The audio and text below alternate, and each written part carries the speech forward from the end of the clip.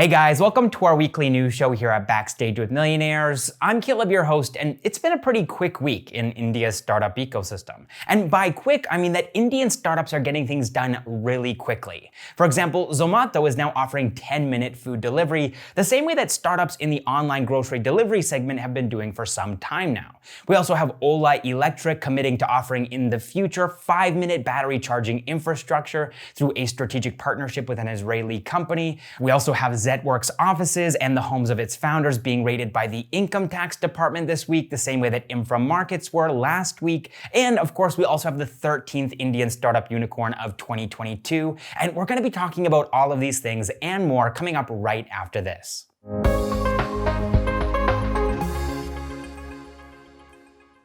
All right, so first up in the news, Zomato is getting into the 10-minute food delivery space. Not the 10-minute grocery delivery space, that's already a thriving market at this point, but the 10-minute food delivery space. So they're planning on piloting Zomato Instant, that's what they're calling it, in Gurugram with 4 finishing stations starting next month. Now, not surprisingly, this news has sparked a bit of debate on social media, with some people saying that it's an amazing innovation, and others like Indian politician Karti Chidambaram saying that it's outright absurd. And the idea here is that this is going to theoretically put a lot of undue pressure on delivery partners, but what we've seen in the online grocery delivery segment anyways is that because of dark stores being positioned strategically throughout Indian cities, this actually doesn't happen because delivery partners don't need to travel far to drop off the food. Now, obviously, we're just going to have to wait and see how this actually pans out. Zomato is still setting up these finishing stations. They haven't actually launched the pilot yet.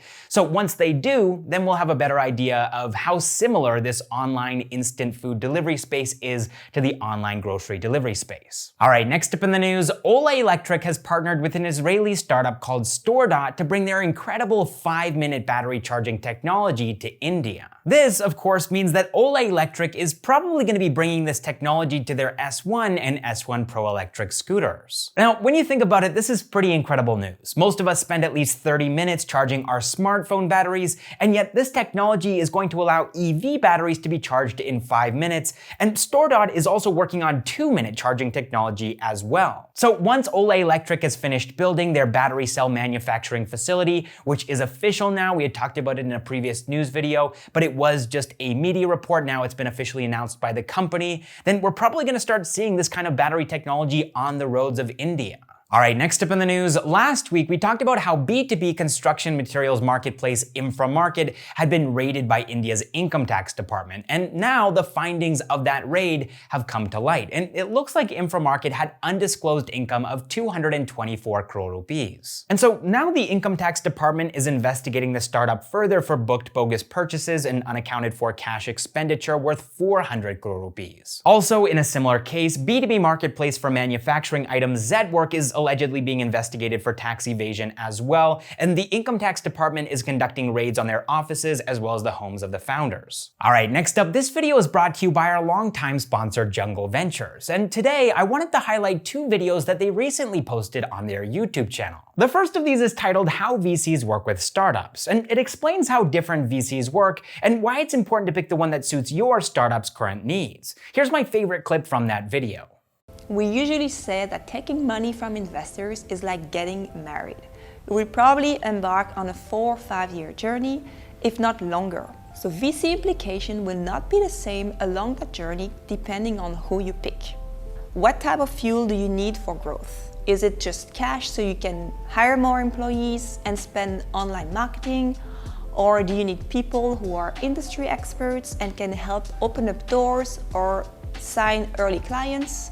Do you need help to structure the business and leverage best practices seen in other companies? Now, if you're a startup founder who's bootstrapped their startup up until this point, but you're thinking about raising external funding for the first time, then you probably have hundreds of different questions going through your head. Questions like, is this really the right time for me to be raising funds? And what metrics do VCs look at when they're investing? And what's the right valuation for my startup? Well, to answer those questions, here's Rishab Malik from Jungle Ventures, explaining what they look at in a startup that's at the pre-seed stage and doesn't even have a product yet. For Jungle, we wanted to see the caliber of the team, the business plan, the thought process that they brought to it, but there was actually no product in place. The product started being created after we cut the first check and the team started building it. And the thesis for us was that because this was such an experienced team, they had been there, done that in a corporate setup, that they'd be able to hit the ground running. So, the thesis there was the team and of course the market and the opportunity that they were going after. So if you found those clips interesting and you want to watch the full videos, then you can find the links to them in the pinned comment and description down below. And thanks to Jungle Ventures for sponsoring this video. All right, moving on to some acquisition news now. Reliance Retail has acquired an 89% stake in D2C women's innerwear brand Clovia in a deal worth 950 crore rupees. Now, interestingly, this is actually the third acquisition in the women's innerwear category that Reliance Retail has made in the last 3 years. The other two brands being Zivame in 2020 and Amante in 2021. Now, the reason for this is that this market has a lot of potential. In 2020, it was worth $6 billion, but that number is expected to double by 2025 to between $11 and $12 billion. All right, moving on to some funding news now. OfBusiness's lending arm Oxyzo has raised $200 million in a funding round led by Alpha Wave Global and Tiger Global at a $1 billion valuation, making them the 13th startup unicorn of 2022 here in India. So prior to this funding round, Oxyzo was a part of the OfBusiness group, but now they're going to be operating independently and they're going to be outside of the group from now on. OfBusiness, of course, is a B2B e-commerce platform that became a unicorn in 2021, but they also offer business loans to finance purchases on their platform. And these loans are offered by Oxyzo, since it's also an NBFC. Oxyzo has been profitable since day one, and they're going to be using these funds to invest in inorganic expansion, to scale their supply chain marketplace,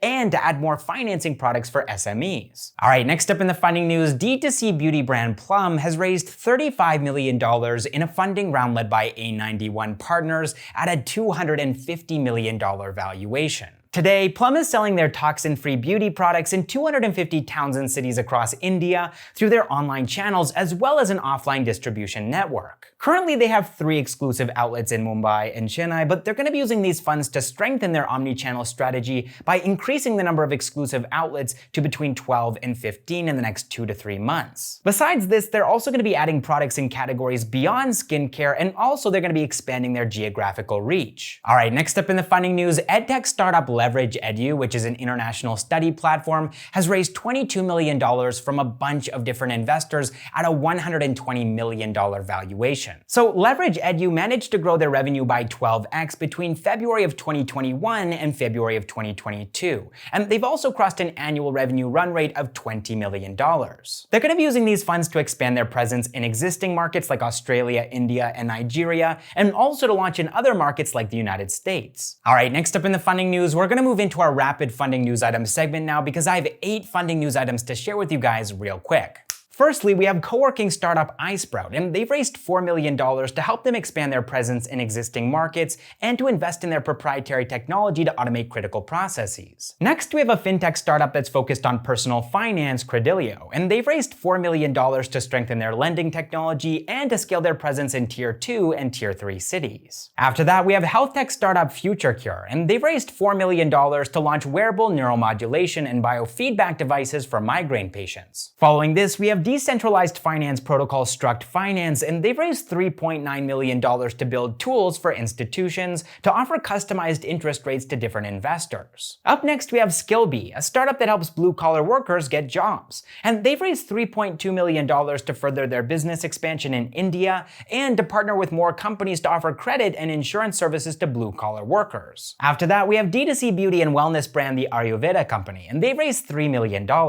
Following this, we have SaaS-based startup Zocket, and they've raised $3 million to launch their ad tech solutions platform for SMEs. And then finally, we have Locofy.ai, a platform that converts interactive designs to code, and they've raised $3 million to expand their data science and engineering teams. All right, that is all the startup news that I have for you guys this week. I really hope that you enjoyed the video, and I hope that you learned something from it. Big thanks now to all of our Backstage with Millionaires members, our unicorns, our decacorns, and our hectacorns, and of course, also big thanks to this week's sponsor, Jungle Ventures. And remember guys, you can find the links to the videos that I mentioned earlier in the description and pinned comment down below. All right, thank you so much for watching this episode of Backstage with Millionaires, and I will see you in the next one.